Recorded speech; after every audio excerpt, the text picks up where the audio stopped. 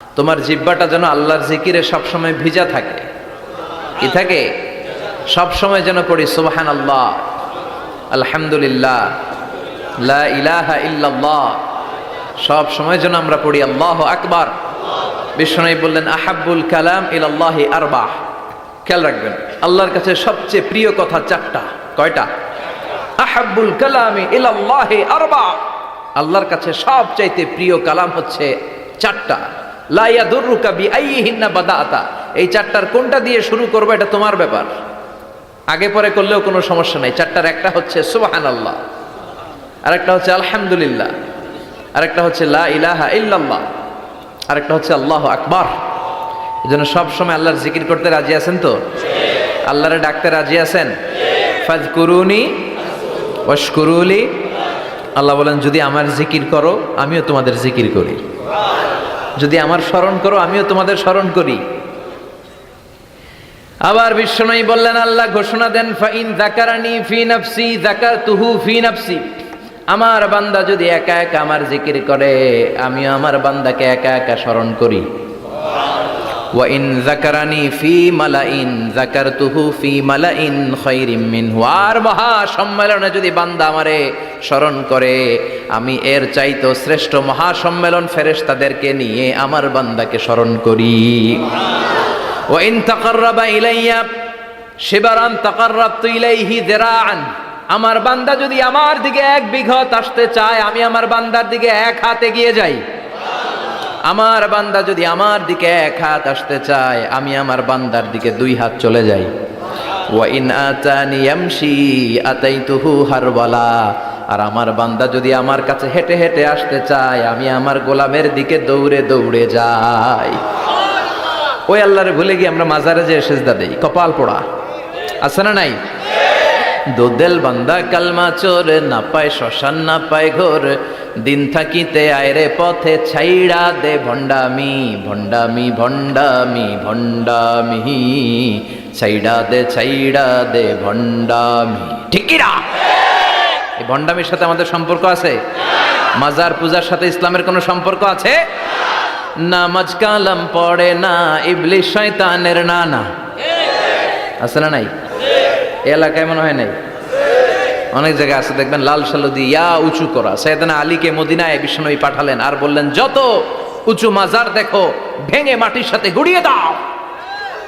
কবরস্থান উঁচু হবে না, কবর হবে সমান। এটাকে সেফটি দেওয়ার জন্য, সিকিউরিটি দেওয়ার জন্য আপনি চারদিকে সিম্পল বেড়া বা দেয়াল দিতে পারেন যাতে গরু ছাগল যে এই কবরের অসম্মান না করে।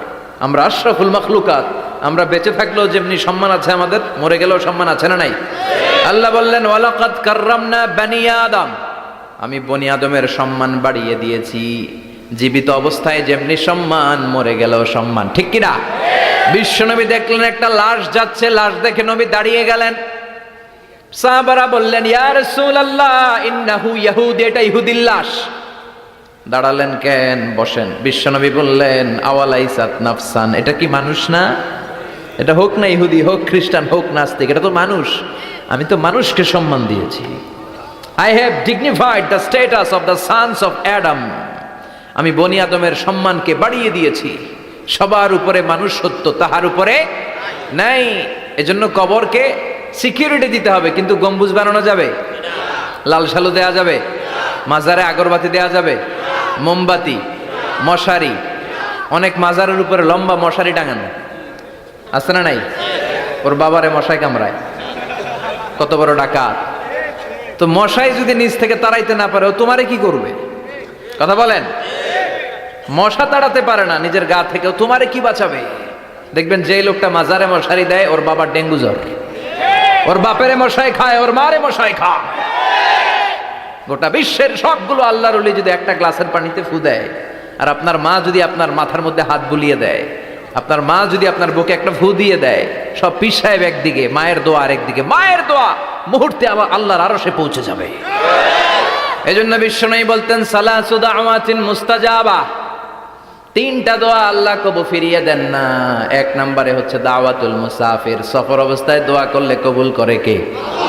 দুই নম্বরে দাওয়াতুল মাজলুম, অত্যাচারিত ব্যক্তির দোয়া কবুল করে কে? তিন নম্বরে দাওয়াতুল ওয়ালিদাইনি লিওয়ালাদিহি, মা বাবা যখন হাত তুলে ছেলে মেয়েদের জন্য আল্লাহর কাছে দোয়া করে, ওই দোয়াটাও কবুল করে কে? মাজারে মশারি দিবেন, লাল শালু দিবেন, আগরবাতি, মোমবাতি, কোনো মানত? মাজারে মানত করা যায় না। ইন্নী নাযারতু লিররহমানি সাওমা, মানত করতে হয় রহমানের নামে, মানত হবে একজনের নামে। চিল্লায় বলেন তিনি কে? এজন্য মাজারে কিছু দেয়া যাবে না। এই ভণ্ডামি গোটা বাংলাদেশ ব্যাপী, আমরা বলে যাচ্ছি যতটুকু শুধরানোর শুধরাবে। হেদায়েত দেওয়ার মালিক একজন, চিল্লায় বলেন তিনি কে? অনেক পীর আছে এরকম ভণ্ড পীর, সারা বছরে নাকি একবারও গোসল করে না, 365 দিনে ওর গোসলের রুটিন একদিন, আর ওই একদিনের গোসলের পানি মুরিদরা সব খাইয়া শেষ করে ফেলায়। নাউজুবিল্লাহ কইবেন না? নামাজকা আমাদের কোনো সম্পর্ক নাই। দিন সহজ, এত জনের কাছে যাওয়া লাগবে না, আপনি ওই জেলায় যে ওই মাজারে মানত করা লাগবে না, আপনার সিলেটে যাওয়া লাগবে না, আপনার খানজানাইলের কাছে যাওয়া লাগবে না, আপনার কোথাও যাওয়া লাগবে না। আপনি বাড়ির পাশের মসজিদে পড়ে সেজদা দেন, মুহূর্তে দোয়া কবুল করে নিবে কে? রব্বুল আলামিন বলে, গোলাম আমারে ডাকস না কেন? তোর ডাকে সাড়া দেওয়ার জন্য আমি 24 আওয়ার্স রেডি। দুনিয়ার বুকে কোনো বিষয় নিয়ে যদি আমরা বারবার যাই, দুনিয়াতে লোকজন রেগে যায়, ঠিক কিনা? আমি ওনার কাছে গেলাম, ভাই আজকে একটা বিপদে পড়ছি, 500 টাকা দেন, দিয়ে দিল। এরপরের দিন আবার গেলাম, দিল। পরশু দিল, তরশু গেলে শেষা দিয়ে দিবে, একটা মাইট দিয়ে দিবে, ঠিক কিনা? কি পাইছো তুমি? প্রতিদিন 500 টাকা। বারবার কোন একটা ইস্যু নিয়ে কারো কাছে যাওয়া যায় না, এটা লজ্জার বিষয়, ঠিক কিনা? কিন্তু আল্লাহর বিষয়টা উল্টো। সুনানে তিরমিজির বর্ণনা, ইন্নাহু মান লাম ইয়াসআলিল্লাহ ইয়াগদাব আলাই, কোন বান্দা যদি কোনো বিষয় নিয়ে, কোনো ব্যাপার নিয়ে আল্লাহর কাছে বারবার না চায়, না যায়, আল্লাহ তার উপর রেগে যায়। এজন্য আল্লাহর কাছে বারবার চাওয়ার দরকার আছে না নাই? আপনার মনের জ্বালা যন্ত্রণা পূরণ করে দিতে পারে কে? এটার নাম তাওহীদ, এক আল্লাহ কেন্দ্রিক হওয়া, আল্লাহ সেন্টার্ড। আমাদের সবকিছু হবে আল্লাহ কেন্দ্রিক। বিপদে আপদে যে কোনো পরিস্থিতিতে সবার আগে কার কাছে যাব? এটার নাম তাওহীদ, এটার নাম তাওহীদেরই মুর্শিদ আমার মুহাম্মাদের নাম বলো, মুহাম্মাদের নাম। আল্লাহর নাম জপলে বুঝতে পারি আল্লাহরই কালাম বলো, মুহাম্মাদের নাম। ওই নামেরই রশি ধরে যায় আল্লাহর পথে, ওই নামেরই ভেলায় চড়ে ভাসি নূরের স্রোতে, ওই নামের বাতি জেলে দেখি আরশের মুকাম বলো, মুহাম্মাদের নাম। সবাই পড়েন, তাওহীদেরই মুর্শিদ আমার মুহাম্মাদের নাম বলো, মুহাম্মাদের নাম। আল্লাহর নাম জপলে বুঝতে পারি আল্লাহরই কালাম বলো, মুহাম্মাদের নাম। চিল্লায় পড়েন আমিন। সব সময় বিপদে আপদে কার কাছে যাবেন? আপনার বিপদ দূর করতে পারে কে? আপনারে অসুস্থ থেকে সুস্থ বানায় দিতে পারে কে? মনের জ্বালা যন্ত্রণা মিটাতে পারে কে? আল্লাহ ছাড়া কেউ পারবে? কোন মুফাসসিরে কোরআন আপনারে বাঁচাতে পারবে? কোন আল্লাহর ওলি বাঁচাতে পারবে? সাইয়েদনা ইব্রাহিম আলাইহিস সালাম অনেক ইন্টেলেক্ট খাটিয়ে, এটাকে বলে রেশনাল অ্যানালজি খাটিয়ে উনি finally he got his Lord, তিনি আল্লাহকে পেয়েছেন, তাই না? এই ওয়াজ করছে না?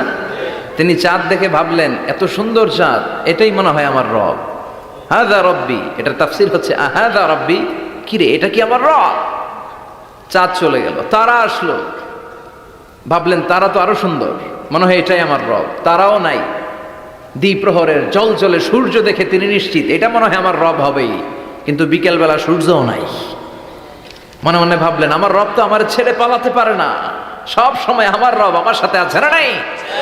তখন তিনি বললেন, ওয়াজ্জাহাতু ওয়াজহিয়া লিল্লাযী ফাতারাস সামাওয়াতি ওয়াল আরদা হানিফান ওয়া মা আনা মিনাল মুশরিকিন। এমন দিকে আমি মুখ ফিরালাম, আমি চাঁদের দিকে মুখ ফিরাই না, আমি তারার দিকে মুখ ফিরাই না, আমি দ্বিপ্রহরের জলজলে সূর্যের দিকেও মুখ ফিরাই না, আমি এমন রবের দিকে মুখ ফিরাই যিনি সব সময় থাকেন, সব কিছু দেখেন, তিনি সব করতে সক্ষম। চিল্লায় বলেন ঠিক কিনা? ওমা আনা মিনাল মুশরিকিন, তিনি অ্যানাউন্স করে দিলেন আমি মুশরিক নই। We have to go back to you lord. We have to go back to our lord. আমাদেরকে আমাদের রবের কাছে ফিরে যেতে হবে, নাকি আজীবন থাকবেন? কথা বলেন। চলে যেতে হবে। কখন যে কে চলে যায় তার কোনো ঠিক নাই, হ্যাঁ, কেউ জানি না, কিন্তু এতটুকু জানি যে চলে যাব। গত কয়েকদিন আগে এদেশের আপকামিং একজন ইয়াং স্কলার হুট করে চলে গেলেন। নাম শুনছেন? কি নাম? হ্যাঁ, শাহাদাত ফয়সাল। আমাদের বয়সে বা আমাদের চেয়ে ছোট, আপকামিং মধ্যম পন্থার একজন আলেম ছিল, চলে গেল।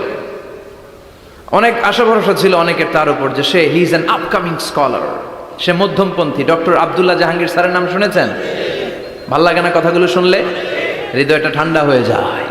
কারো পক্ষপাতিত্বে যায় না, যেটা হক, যেটা সমাজের জন্য কল্যাণকর সেটার কথা বলে। এই মাঝামাঝি থাকতে পারাটা সবচেয়ে কঠিন, ঠিক কি না? আল্লাহ বলেছেন ওয়াকাযালিকা জাআলনাকুম উম্মাতান ওয়াসাতান লিতাকুনু শুহাদা আলান নাস। তোমাদেরকে হতে হবে উম্মাতান ওয়াসাতান, মধ্যমপন্থী উম্মাত, মাঝামাঝি থাকতে হবে। কিন্তু আমরা এদেশে মার্জিনালাইজ করে ফেলি, বুঝতে পেরেছেন?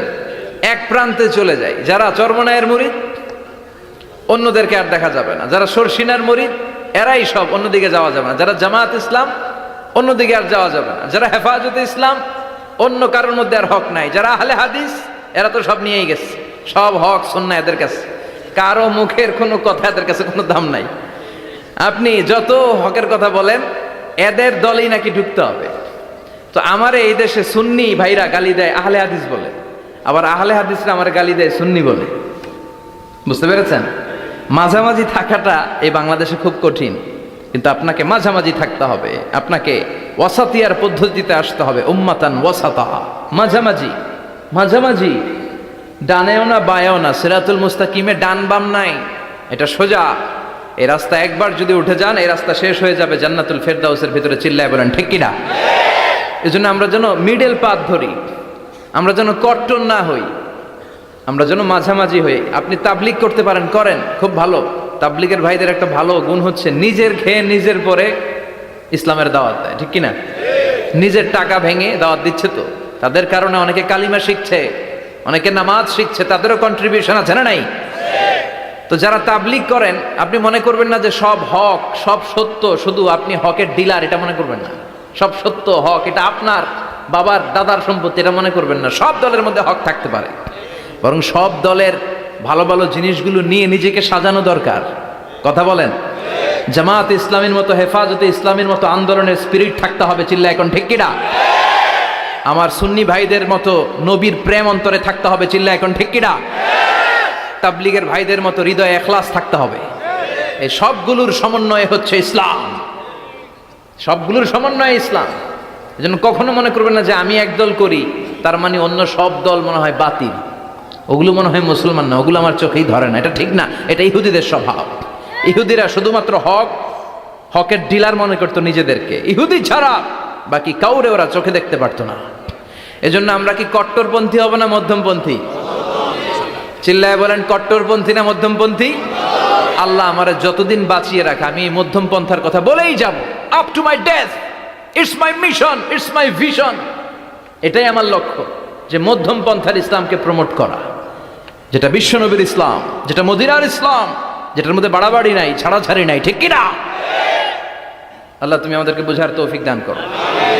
সূরার নাম হচ্ছে সূরাতুত তাকাসুর। চিল্লায় বলেন কি নাম? এই সূরার সেন্ট্রাল সাবজেক্ট ম্যাটার হচ্ছে we have to go back to our lord. আমাদেরকে ফিরে যেতে হবে আমাদের রবের কাছে। আমরা কেউ আজীবন থাকতে আসি নাই। থাকতে পারবো আজীবন? দাদা চলে গেল, বাবা চলে গেল, মা চলে গেল, মামা চলে গেল, খালু চলে গেল, এরপর আমাদের টনক নড়ে না, তাই না? পাগল পাড়া হয়ে আছে এই পৃথিবীর জন্য। মরতে যে হবে এটা ভাববার সময়টুকু আমাদের নেই। আমরা ব্যস্ত আমাদের ক্যারিয়ার নিয়ে, আমাদের লাইফ নিয়ে, আমাদের সমাজ নিয়ে, আমাদের ফ্যামিলি নিয়ে, আমাদের সন্তান আর সম্পদ নিয়ে আমরা super busy. We are leading a very super busy life. We don't have even a single time to think about death. মৃত্যু নিয়ে ভাবার একটা মুহূর্ত আমাদের নাই। কিন্তু পৃথিবীর সবচাইতে সুনিশ্চিত বিষয় হচ্ছে মৃত্যু, ঠিক কিনা? The most certain thing in our life is death. আমাদের জীবনের সবচাইতে সুনিশ্চিত বিষয় হচ্ছে মরণ। মরবই আমরা। And the most uncertain thing in our life is the time of death. আর আমাদের জীবনের সবচেয়ে অনিশ্চিত বিষয় হচ্ছে মৃত্যুর সময়। আমরা জানি না মরবো, যে এটা জানি, জানেন না, কিন্তু কখন মরবো এটা জানি। এই সূরাটা আপনারে এই জিনিসটা জানান দিতে এসেছে যে দুনিয়ার সম্পদ, লোভ, লালসা এগুলো নিয়ে পড়ে থেকো না। এই যে আমাদের ফ্যামিলি, আমাদের বাচ্চা কাচ্চা, আমাদের এত টাকা পয়সার হিসেব, মাস শেষে বাড়ি ভাড়া, গ্যাসের বিল, এইটা সেটা, আপনি কি মনে করছেন যে আপনি চলে গেলে এগুলো থেমে থাকবে? কিছুই থেমে থাকবে না, সব চলবে আগের মতো, থাকবেন না আপনি। এজন্য শাহাদাত ফয়সাল ওনার ফেসবুকে সর্বশেষে লিখে গিয়েছিল, আমি হীন দুনিয়া, মানে এমন দুনিয়া যেটাতে আমি নাই, সব চলে, সকাল গড়িয়ে বিকেল হয়, শীত শেষে গ্রীষ্ম আসে, দিন শেষে রাত নামে, সব চলে, নাই শুধু আমি। চিল্লায় বলেন ঠিক কিনা? তো এজন্য এগুলি একটু ভাবেন। অনেক ব্যস্ত আমরা, এই দুনিয়ার পুরো জীবনটা এটা হচ্ছে লালসাময় একটা জীবন, লোভ, মরিচিকা, মায়াজাল। এই মায়াজালে আমরা আটকে আছি, ফলে মৃত্যুর কথা আমরা ভুলে গিয়েছি। পাগলের মতো ছুটছি, আরো টাকা লাগবে, আরো খ্যাতি লাগবে, আরো যশ লাগবে, আরো দাপট লাগবে আমার। এত টাকা দিয়ে কি হবে? এত সম্পদ দিয়ে কি হবে? এত ব্যস্ততা দিয়ে কি হবে তোমার? স্টপ, থামুন, অনেক হয়েছে, আন্না, থামুন। Take a rest, take a breath and think about death. Think that you have to go back to your Lord. একটু বসেন না, একটু ভাবেন যে আমাকে চলে যেতে হবে, চলে যেতে হবে। এই কোলাহল, এই ব্যস্ততা, এগুলো থাকবে, থাকবো না আমি। সাইয়েদনা ওমর ফারুক বলেছেন, মুতু ক্বাবলা আন তামুতু, মরার আগে একবার মরো। হাসিবু ক্বাবলা আন তুহাসাবু আলাইকুম, তোমার হিসাব নেওয়ার আগে তুমি একবার নিজের হিসাবটা করো না।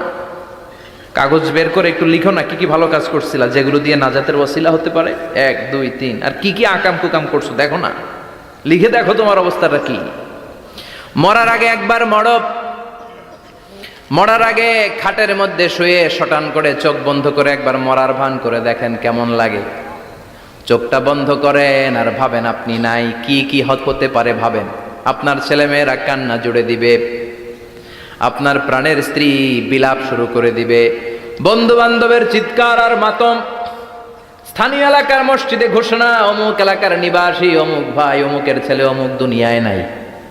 সব আত্মীয়রা চলে আসবে, ফেসবুকে স্ট্যাটাস দেয়া হবে, সবাই সবাইকে জানাবে বিকাল 4টায় অমুক হাই স্কুল ময়দানে আপনার জানাজা।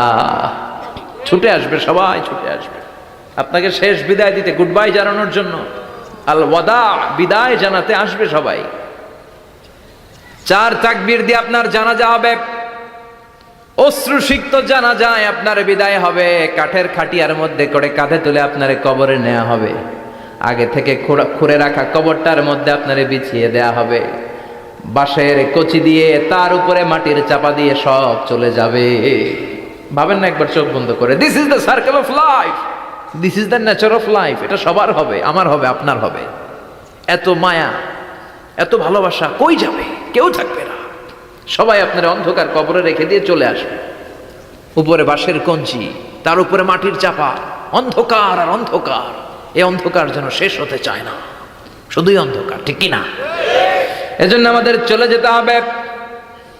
দাদা গেল, চাচা গেল, মামা গেল, আমাদেরকেও যেতে হবে, জোরে কোন ঠিক কিনা?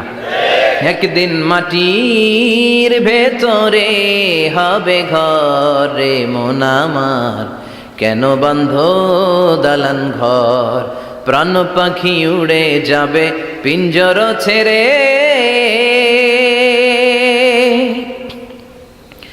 ধরা ধামে সবই রবে তুমি যাবে চলে, বন্ধু বান্ধব যত, মাতা পিতা দ্বারা সুত, সবই হবে তোমার পরে মন আমার, কেন বান্ধ দালান ঘর, একদিন মাটির ভেতরে হবে ঘর রে মন আমার, কেন বান্ধ দালান ঘর।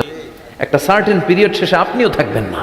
This is the nature of life, this is the circle of life.